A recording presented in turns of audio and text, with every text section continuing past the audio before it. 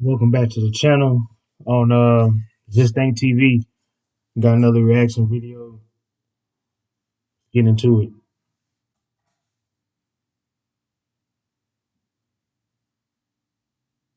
A boy, Jon Snow.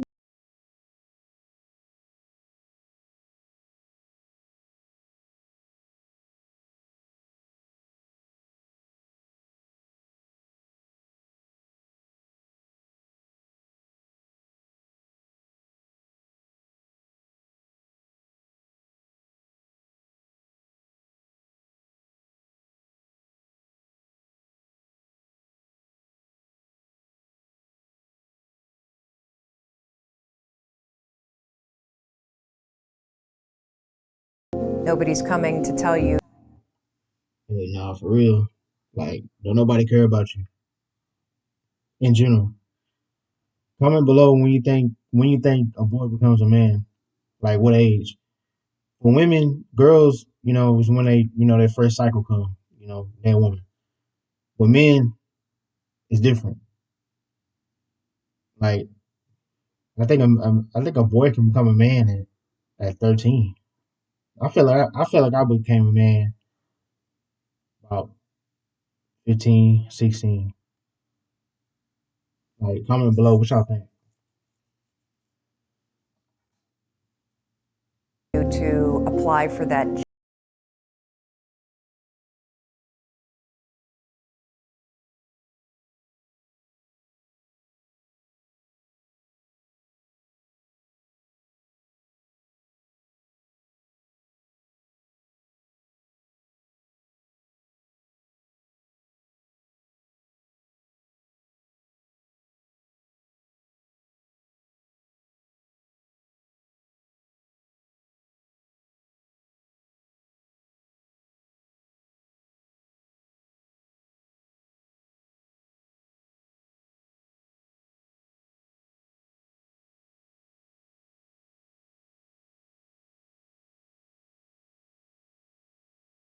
And that is one of the most I felt that at 19. At 19. powerful things a man can ever have in his life. Hard times create hard men. Hard men create soft times. Soft times create soft men. Soft men create hard times. We are now around soft men and hard times.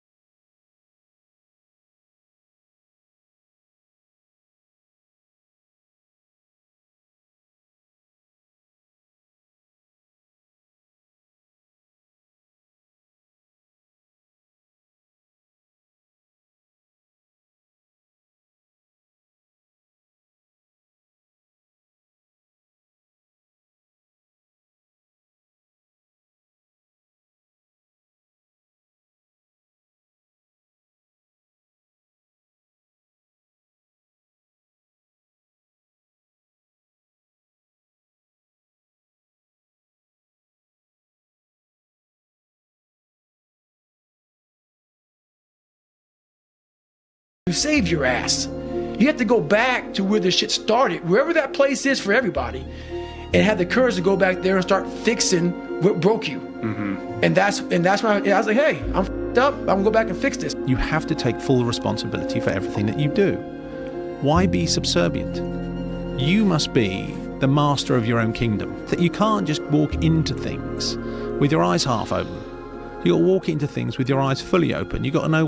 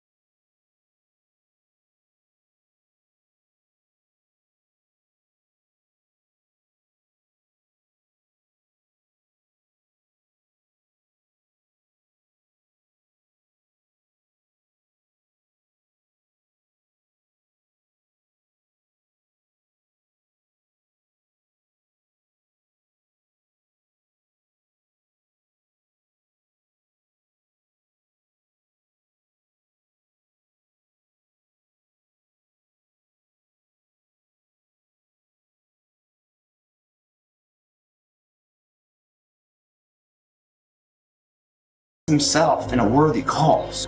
At best, he knows in the end the triumph of high achievement. And at the worst, if he fails, at least he fails while daring greatly, so that his place shall never be with those cold and timid souls who knew neither victory nor defeat. The critics, the bullshitters, all they can do is talk. Listen to them. You'll see exactly and hear exactly what not to do. You should be a monster. You know, because everyone says, well, you should be hard. Yeah, like if you gonna fail trying, fall down swinging at what you really want out of life. You won't really have no regrets because you didn't give it your all. But winners never quit at the end of the day. But you're gonna take some L's. You just gotta know how to bounce back.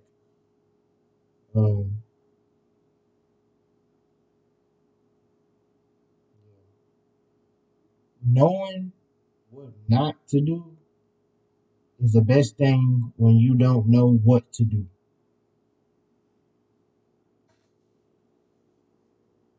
Harmless, virtuous. You shouldn't do anyone any harm. You should sheath your competitive instinct. You shouldn't try to win. You know, you don't want to be too aggressive. You don't want to be too assertive. You want to take a back seat and all of that. It's like, no. Wrong.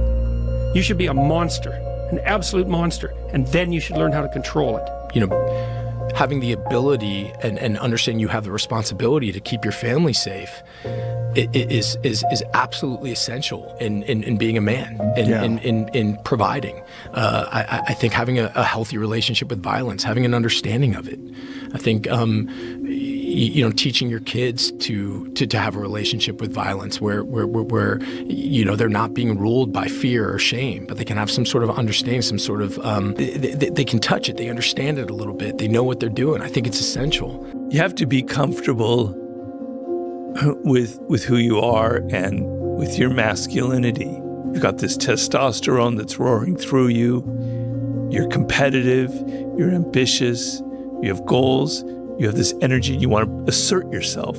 My idea of masculinity growing up was a man who was in control of himself, who wasn't mean, wasn't pushing people around, who was decent, who treated women well. Your aggression, your assertiveness, your testosterone, it's a good thing.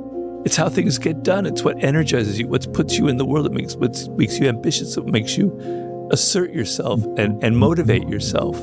It has to be channeled, it has to be disciplined. But you have to see, you know, we were talking about our people-pleasing things and how you reframe it. You have to see who you are and see the virtue in it and see the power in that. And it's a cultural problem because men are very confused. I didn't have that confusion when I was growing up. You know, so now it's very difficult because you're being told that all these things that you feel naturally are negative. They're only negative if you can't control them. So self-control is a very masculine quality. You're able to control yourself. You're able to control your passions. You're able to not talk too much if you don't need to talk too much.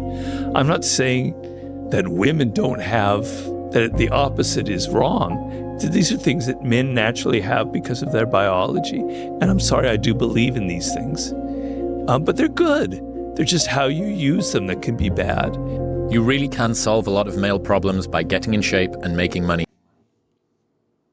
The gun, the rifle, the pistol, the rifle is not bad. It's the person that is using the gun. It's the person that is behind the gun.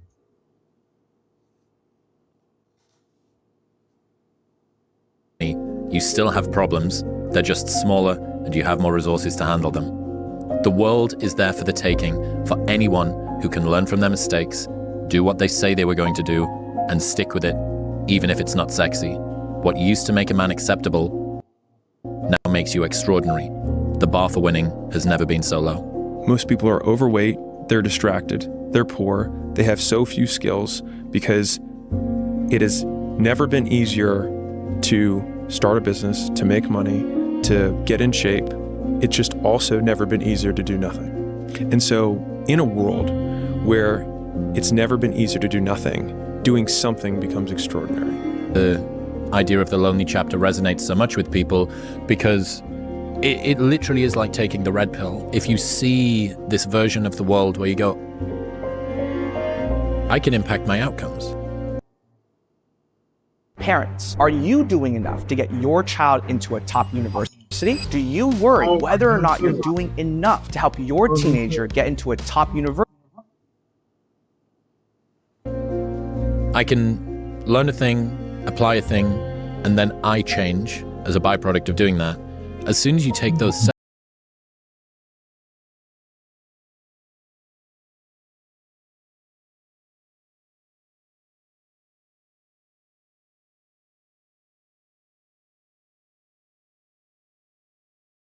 because they haven't.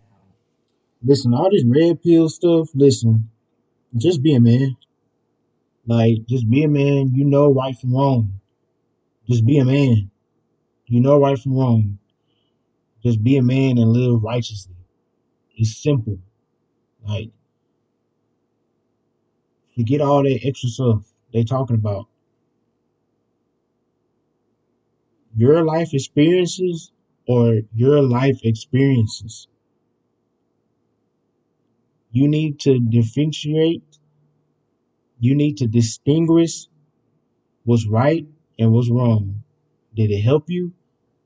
Did you learn from it? How can we win off of it? God is going to put you through tests and trials and tribulations in your life. You have to get up and keep fighting and have faith and be a man. The world want to put labels on you and labels of this and labels and that. No, keep it simple. You know what's right from wrong. Be righteous. Be a man. That's it.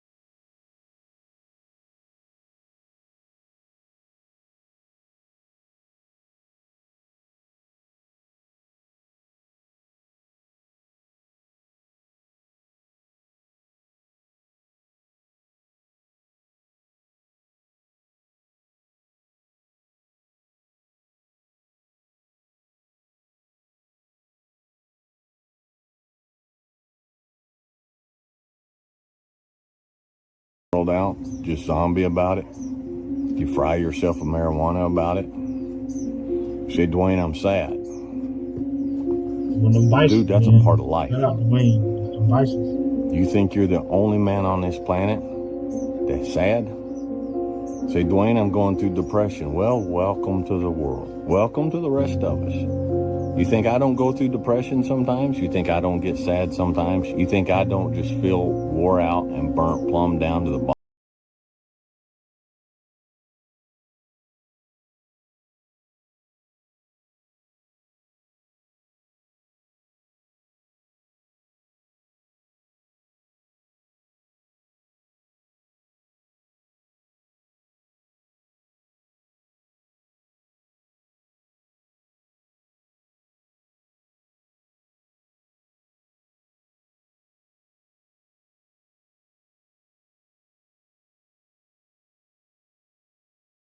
On because you meet the people in the same situation that you're in life. Those people become your friends. And the second you try to get out of that situation and become better, those people are in that grave, in that dungeon, just yanking at your heels, man, saying, get the back. Oh no, come on back here, yeah. You ain't gonna make me feel like shit, right? You getting out of this hole. Who the do you think you are? So I get that all the time now. People would constantly remind me of who I used to be back in the day. And they always come out of the woodworks, man. You know what? When you come from a small town, and you come from a place that a lot of people don't want to come out of it and get out of it, and all you want to do is become somebody, when you have small town mentality is a real mentality. You've got to be able to get out and let your mind see open-mindedness. Because a small town,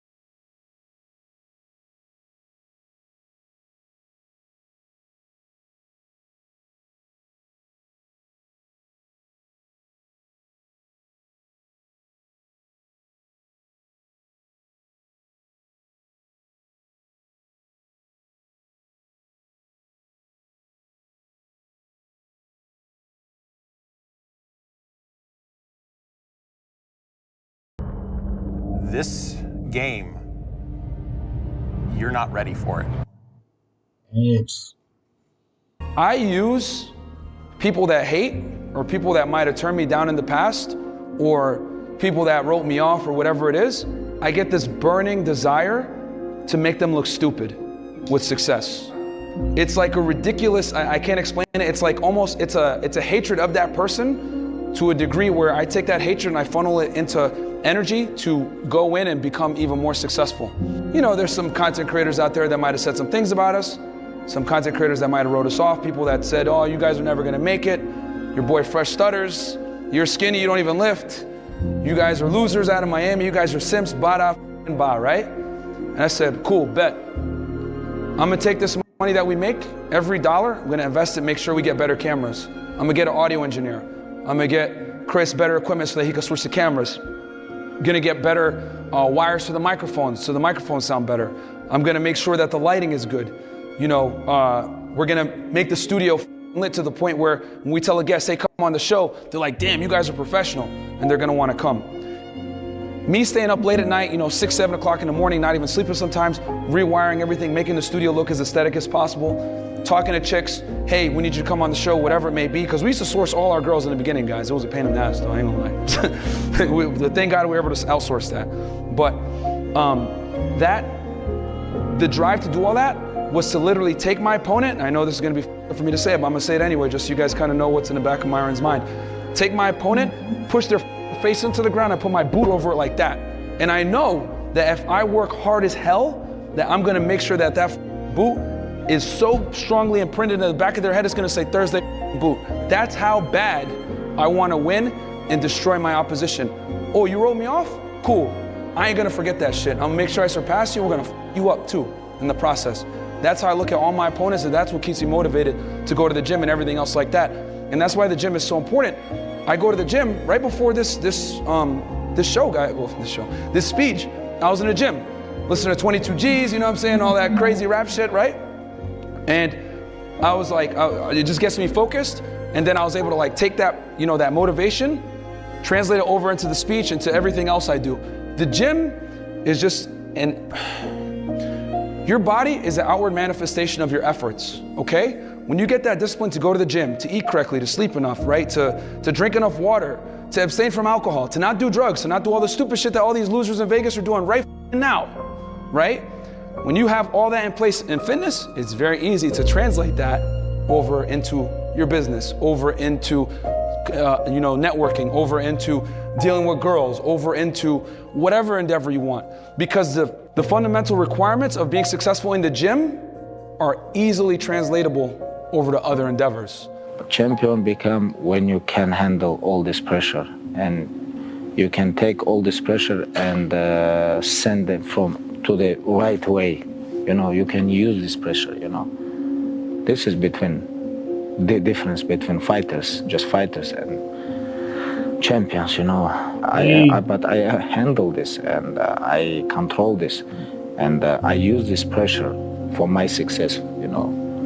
And a lot of guys, when they go to the octagon, when they have all this pressure, like when they know like millions of people around the world watching on him, you know, they cannot control themselves, you know.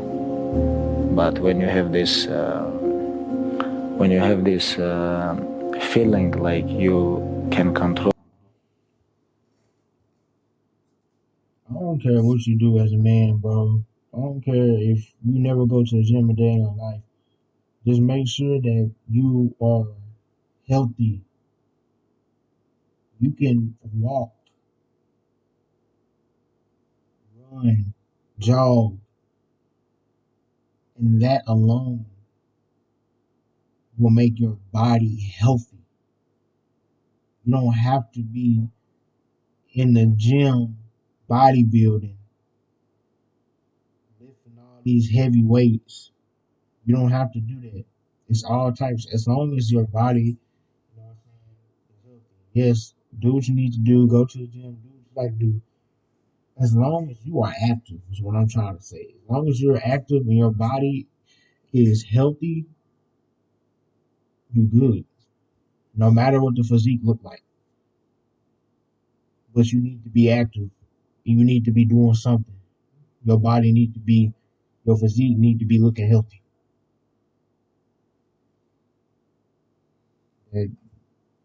That's it.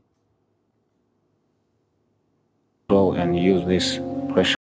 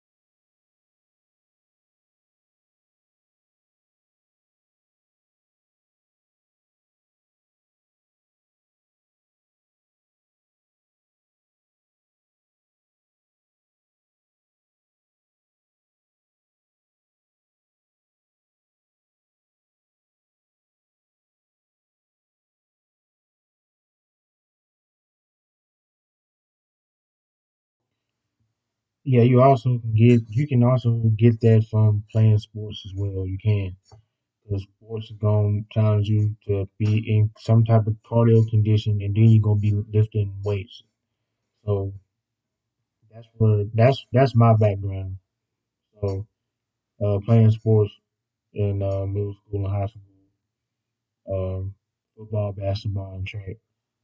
Like so, you get a feeling of that, and then once you get a feeling that you build your body up, then you can venture off and do what you want to do. As far as fighting, MMA, wrestling, boxing, all that type of stuff. And also here, the food that we eat, the ingredients in our food is not accepted in other countries as well. So that plays an effect. The food that we eat here in the U.S., everybody knows is bad for us. It puts on pounds and everything else. And over there overseas, it doesn't. It's more organically, it's more natural. Some of the foods that's in the U.S. is banned in other countries. So that's why you're not walking around seeing fat people over there in those countries like that, like it is in the U.S.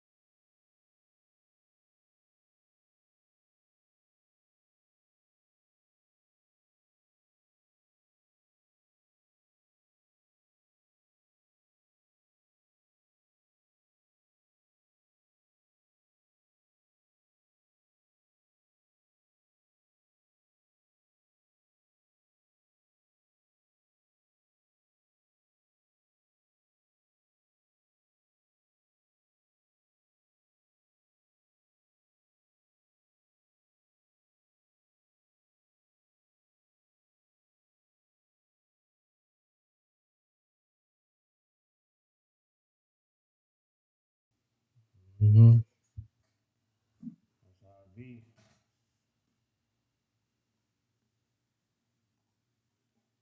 There is a period in everybody's